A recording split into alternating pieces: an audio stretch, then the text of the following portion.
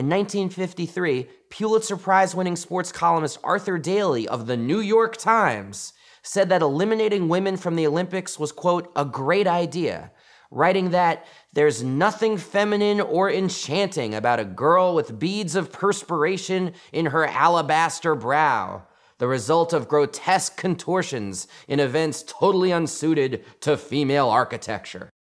Adding that any self-respecting schoolboy can achieve superior performances to a woman champion. And that's the point.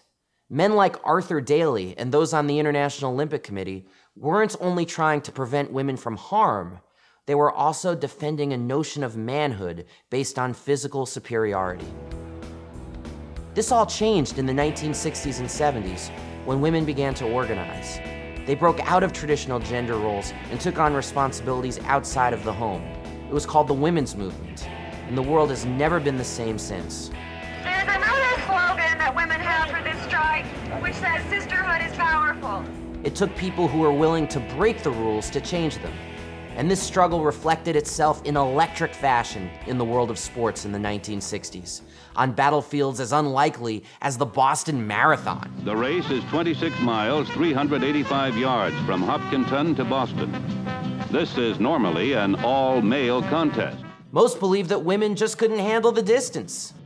But in 1967, a woman by the name of Kathy Switzer registered as KV Switzer and got into the race. Race officials are somewhat jolted when a girl appears. Wearing number 261, she's listed in the program with letter K for first name, second name Switzer. 5 miles into the race, one of the marathon directors actually jumped off a truck to forcibly remove Switzer from the course, yelling, "Get the hell out of my race!" But the men running with her fought him off. For them, Kathy Switzer had every right to be there. And for them, the Boston Marathon wasn't about proving male supremacy, pitting boys against girls. It was about people running a race.